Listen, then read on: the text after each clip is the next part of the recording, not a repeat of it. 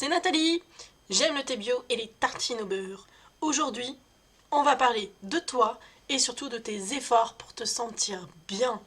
Dans la vie, je suis coach mental, j'accompagne les femmes en souffrance professionnelle pour se reconnecter à leurs besoins et à leur énergie pour être bien dans leur job.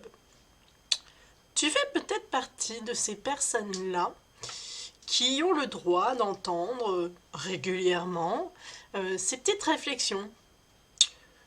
Tu pourrais faire un effort quand même.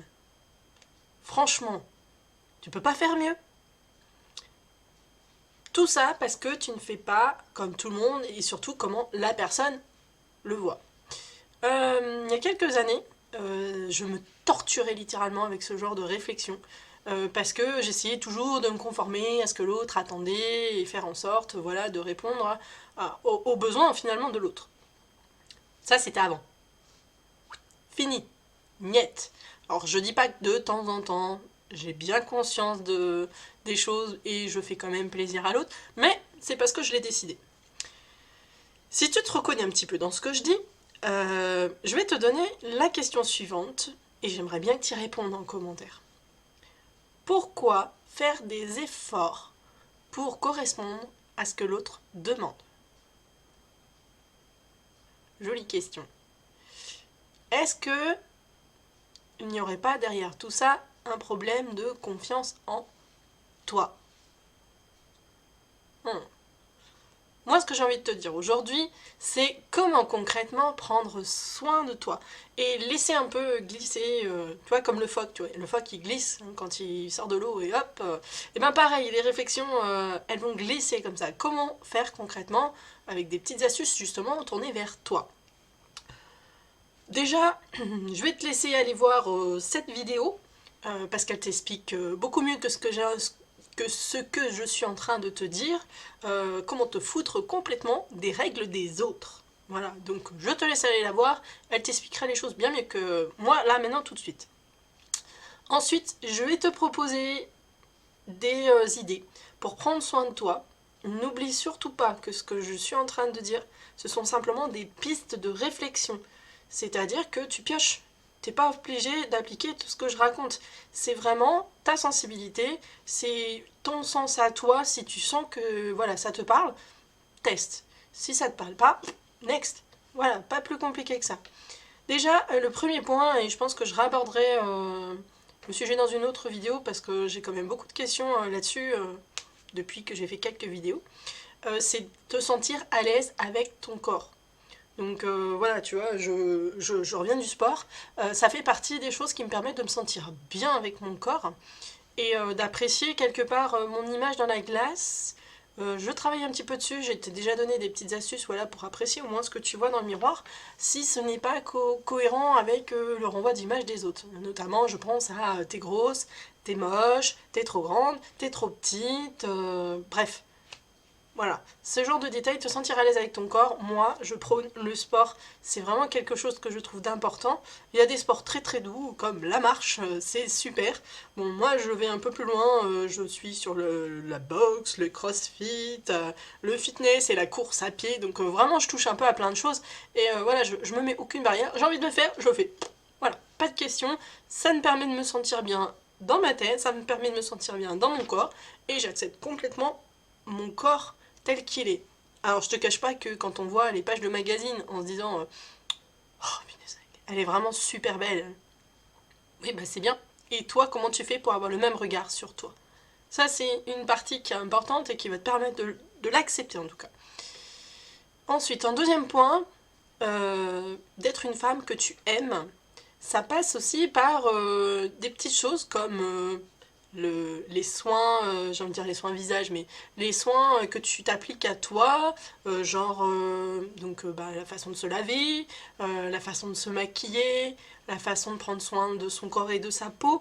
Donc ça va un petit peu de pair avec le corps que j'expliquais en premier point, mais là c'est plus de l'image, c'est du soin. Donc qu'est-ce que tu te fais de bien à toi? Est-ce que tu te fais faire un massage? Est-ce que tu utilises je sais pas moi, comme moi, du maquillage bio? Moi, j'adore le maquillage bio depuis que j'ai découvert que j'avais des allergies de partout.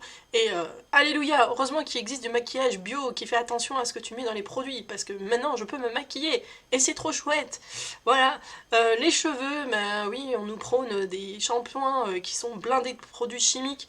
Donc bon, ça, je vais pas aborder le sujet aujourd'hui, mais je déteste les produits industriels. J'essaie de revenir aux basiques et aux produits les plus soft dans ma salle de bain.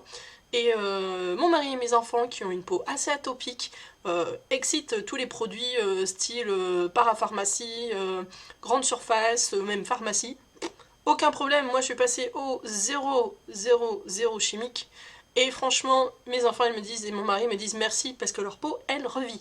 Donc voilà, ce que je veux dire par là, c'est interroge-toi sur ce que tu as envie de faire sur toi, interroge-toi sur ce que tu as envie de faire sur ton corps, sur ton visage, pour te sentir juste bien et être une femme que tu apprécies de voir par rapport à ce que toi tu fais. C'est compliqué comme phrase. Bref, sois juste une femme que tu aimes et fais-toi du bien. Voilà. Par la beauté, entre autres.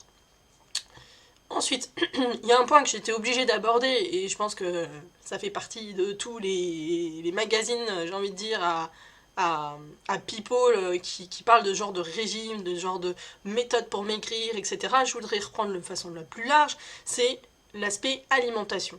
L'alimentation, honnêtement, moi je te dirais simplement, reviens au basique, reviens aux produits les plus soft, les moins transformés.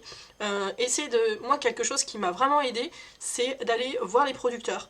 Parce que d'une part, mes enfants, ça les éduque, ça montre comment les produits sont fabriqués, comment les légumes poussent, comment derrière on travaille les produits à la maison, ça montre les animaux, comment ils vivent, comment ils mangent. De pouvoir échanger avec des producteurs qui sont ravis de pouvoir montrer leur métier, surtout à des petits loups.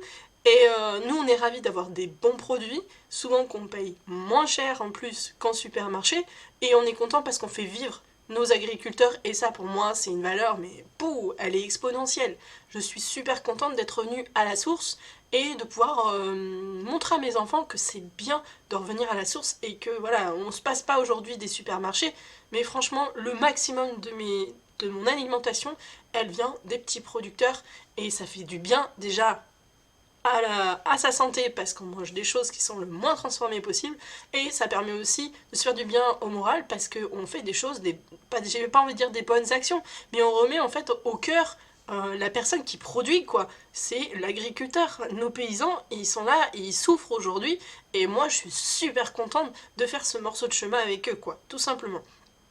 Donc moi l'alimentation, ok, on a le droit d'être accro au sucre, on a le droit d'être accro au café, on a le droit d'être accro à je ne sais pas quelle addiction, j'étais bien une addict au Coca-Cola. Donc voilà, je comprends tout ça, et seulement, voilà, c'est un point sur lequel je te recommande quand même de travailler. Fais le tri dans ce que tu utilises et que tu estimes voilà, qui n'est pas super important dans ta vie. Bah, pourquoi pas le laisser de côté et si vraiment tu as un manque, essayer de trouver un plan B qui te fera du bien en fait, tout simplement. Ensuite, il y a un point que moi j'ai un peu de mal, hein, honnêtement, ben, tu le sais, je suis une surdouée, donc j'ai du mal en fait à laisser mon esprit sans rien, enfin mon esprit calme on va dire sans penser à rien, mon esprit c'est foisonnant, ça part dans tous les sens, et pour moi c'est extrêmement compliqué ce point, mais je sais que beaucoup des femmes que je coach sont vraiment fans de ces petites solutions là, c'est la méditation. Alors la méditation pour faire en sorte que ton esprit soit libre et que tu sois plus calme, plus détendu, plus sereine. J'aime beaucoup, je l'ai testé et j'aime beaucoup Petit Bambou. Donc j'essaierai de te mettre la chaîne, je sais pas, elle apparaîtra quelque part, pour que tu puisses aller voir. Je trouve que c'est bien, ça se met sur le téléphone portable, il y a une version gratuite, on peut avoir je crois 10 séances de 10 petites minutes, donc dans sa journée, sur une pause de midi, ou le soir avant de se coucher, enfin bref, au moment où tu voudras, 10 minutes c'est pas beaucoup, et en même temps ça te permet voilà, de décompresser, d'avoir une petite bulle juste pour toi, et ça franchement c'est bien.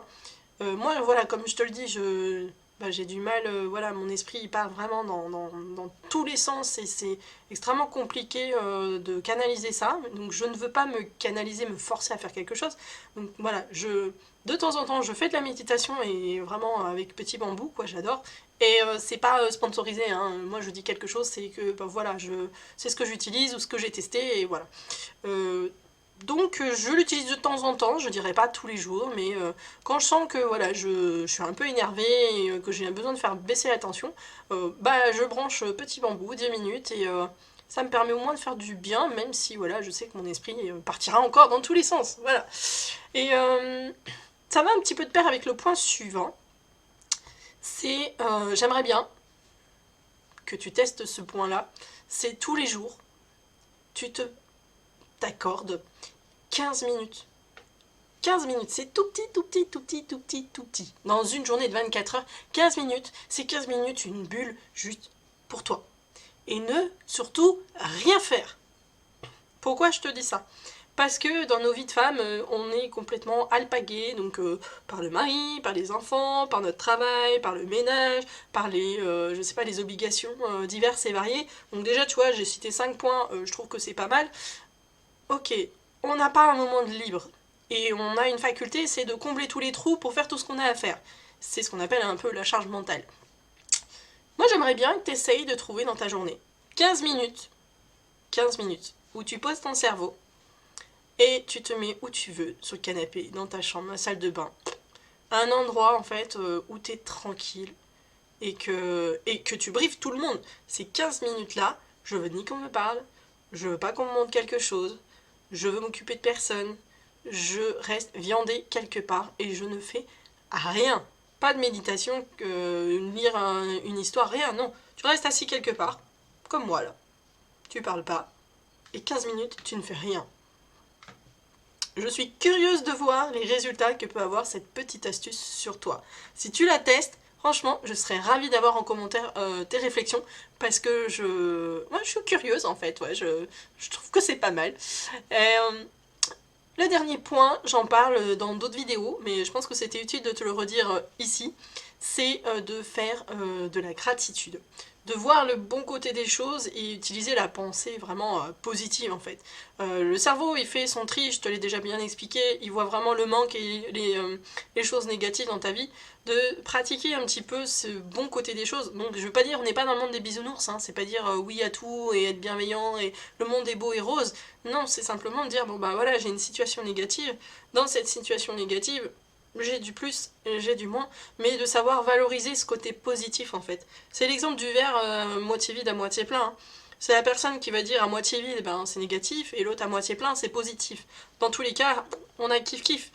Donc de tourner les choses un peu de côté positif, hein, ça te permet justement de rester dans une mouvance positive, et ça t'aide simplement à être bien.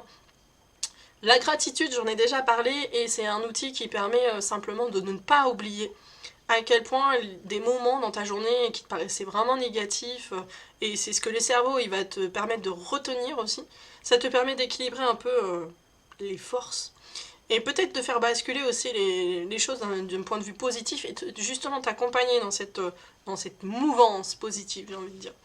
Voilà un petit peu les astuces que moi je te propose.